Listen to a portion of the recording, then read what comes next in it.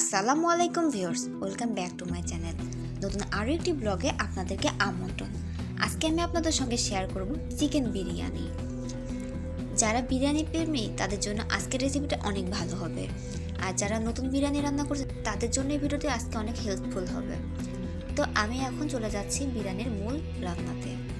এখানে আমি চিকেন কেটে পরিষ্কার করে ধুয়ে নিয়েছি।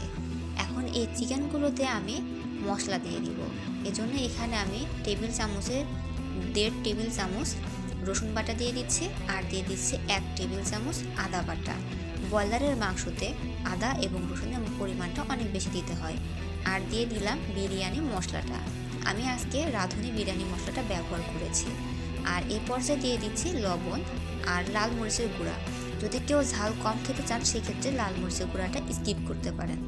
আর দিয়ে দিচ্ছি টক দই। আমি টক দইটা আগে থেকে ফেটিয়ে নিয়েছিলাম, এখন সেই টক দইটা আমি এখানে দিয়ে দিলাম। এখন সবগুলো উপকরণ মাংসের সঙ্গে খুব ভালো করে মিক্সড করে নিব।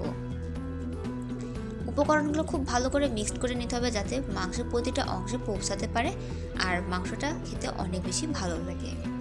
তো মোটামুটি আমার মাংসের সঙ্গে উপকরণগুলো মিক্সড করা কমপ্লিট হয়ে গেছে। এখন আমি এটা রেস্টে রেখে দিচ্ছি আধা ঘন্টা। এরপর আমি আরও একটা প্যান নিয়ে নিয়েছি, সেখানে পেঁয়াজ কুচি দিয়ে দিয়েছি আর পেঁয়াজগুলো একটু নাড়াচাড়া করে নিচ্ছি।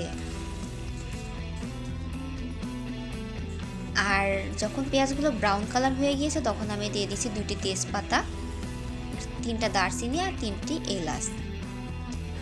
এগুলো দেওয়ার পরে আমি নাড়াচাড়া করে নিয়েছি। আর যখন পেঁয়াজগুলো ব্রাউন কালার হয়ে গিয়েছে সে সময় আমি দিয়ে দিচ্ছি আগে থেকে ধুয়ে রাখা পোলাও চাউল। এখানে আমি আজকে 1 কেজি পোলাও চাউল রান্না করে দেখাবো।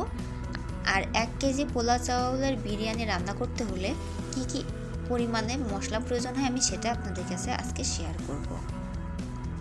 তো মশলা এবং চাউলের মিশ্রণটা খুব ভালো করে আমি মিক্সড করে নিচ্ছি। আর চাউলটা ভাজার জন্য একটু পরপর নাড়াচাড়া করতে হয় যাতে নিচের দিকে লেগে কিংবা পুড়ে না যায়। এ পর্যায়ে আমি দিয়ে দিলাম 1 চা চামচ রসুন বাটা আর 1 চা চামচ আদা বাটা। এখন এই আদা বাটা আর রসুন বাটা মিশ্রণটা খুব ভালো করে মিক্সড করে নিলাম। আর দিয়ে দিলাম স্বাদ মতো লবণ। লবণের পরিমাণটা স্বাদ মতো দিতে হবে। আর দিয়ে দিলাম 5টা আলু বোখারা। সবগুলো উপকরণ আমি খুব ভালো করে আলতোভাবে নাড়াচাড়া করে মিক্সড করে নিচ্ছি। আর চালটা ঝনঝন আওয়াজ করা পর্যন্ত আমি ভেজে নিব। তো মোটামুটি আমার চাউলটা ভাজা কমপ্লিট হয়ে গেছে। এখন আমি এখানে আগে থেকে করে রাখা গরম পানি দিয়ে দিচ্ছি। এখানে আমি 1 কেজি চাউলের জন্য 2 লিটার পানি ব্যবহার করেছি। আর পানিটা দেওয়ার পরে রাইসটা আমি নাড়াচাড়া করে নিয়ে এটা আমি এখন ঢেকে দিচ্ছি যাতে রাইসের প্রতিটা অংশ খুব ভালোভাবে সেদ্ধ হতে পারে। তো এখন আমি এটা একবার উঠিয়ে নাড়াচাড়া করে নিচ্ছি যাতে নিচের দিকে লেগে না যায়। এরপর আমি আবারও এটা ঢেকে দিচ্ছি। এখন আমি আবারও উঠিয়ে আরও একবার নাড়াচাড়া করে নিব যে রাইসটা নিচের দিকে পুড়ে গিয়েছে কিনা চেক করার জন্য। তো এখন দেখছি মোটামুটি আমার রাইসটা সেদ্ধ হয়ে গিয়েছে, এজন্য আমি এখন এটা দমে দিয়ে রেখে দিচ্ছি। আর এই পর্যায়ে আমি রান্না করে নিব চিকেনটা। এজন্য আমি এখানে আবার একটা আলাদা প্যান নিয়ে নিয়েছি আর সেখানে আমি 1 কাপ মতো পেঁয়াজ কুচি দিয়ে দিয়েছি। আর পেঁয়াজটা দেওয়ার পর এটা আমি একটু আলতোভাবে নাড়াচাড়া করে নিচ্ছি। তো যখন পেঁয়াজটা ব্রাউন কালার হয়ে গেছে তখন আমি এখানে আগে থেকে মাখিয়ে রাখা চিকেনগুলো দিয়ে দিচ্ছি। তো চিকেনগুলো দেওয়ার পর এখন আমি এটা খুব ভালো করে পেঁয়াজের সঙ্গে মিক্সড করে নিচ্ছি। একটু সময় নিয়ে আলতোভাবে আমি চিকেনটা রান্না করে নেব। একটু পর পর চিকেনটা নেড়ে দিচ্ছি যাতে চিকেনটা নিচের দিকে লেগে না যায়।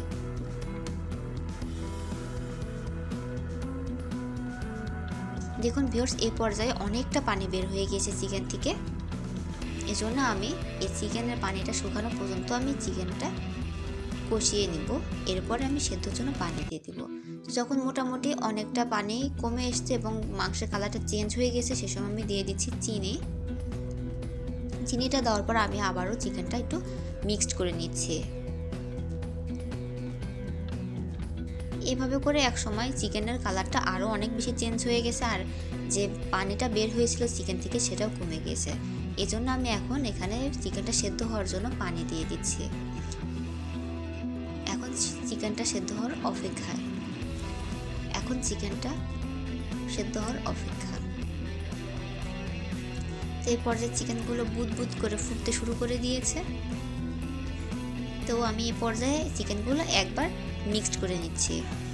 তো এ পর্যায়ে আমার চিকেন রান্না কমপ্লিট হয়ে গেছে, তাই আমি এখন চিকেনটা নামিয়ে রেখে দমে রাখা রাইসটা আমি চেক করে নিচ্ছি। দেখুন ভিউয়ার্স, রাইসটা কতটা ঝরঝরা হয়েছে। আর এই রাইসের সঙ্গে এখন আমি চিকেনের মিশ্রণটা মিক্সড করে নিব। এ সময় একটু সাবধানতা অবলম্বন করতে হবে যাতে হাতে ছ্যাঁকা না লেগে যায়। এখন আমি চিকেনগুলো রাইসের উপরে দিয়ে দিলাম, আর এখন আমি চিকেন এবং রাইসটা খুব ভালো করে মিক্সড করে নিচ্ছি।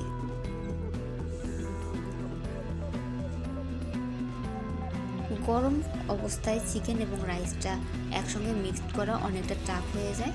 এজন্য আপনারা এই কাজটা করবেন সবসময়ের জন্য আস্তে ধীরে সাবধানে, যাতে হাতে ছ্যাঁকা না লেগে যায়। তো মোটামুটি পর্যায়ে আমার চিকেন এবং রাইসের মিশ্রণটা মিক্সড করা কমপ্লিট হয়ে গিয়েছে, তাই আমি এখন এটা দমে দিয়ে দিচ্ছি যাতে ভালোভাবে বাকি অংশটা সেদ্ধ হতে পারে। তো এভাবে করে আমার পুরো বিরিয়ানি রান্নাটা কমপ্লিট হয়ে গেছে। এখন আমি এটা সার্ভ করে দিচ্ছি। দেখুন ভিউয়ার্স, আজকে চিকেন বিরিয়ানির রান্নাটা আমার কত সুন্দর হয়েছে আর রাইসটা কতটা ঝরঝরা হয়েছে। ভিডিওতে দেখে অবশ্যই বুঝতে পারছেন যে পানির পরিমাণটা ঠিকঠাক দিলে রাইসটা কতটা ঝরঝরা করা সম্ভব। তো আজকের ভিডিওটা এই পর্যন্তই। সবার কেমন লেগেছে অবশ্যই আমাকে কমেন্টের মাধ্যমে জানাবেন। সবাই সুস্থ থাকবেন, সুন্দর থাকবেন। আল্লাহ হাফেজ।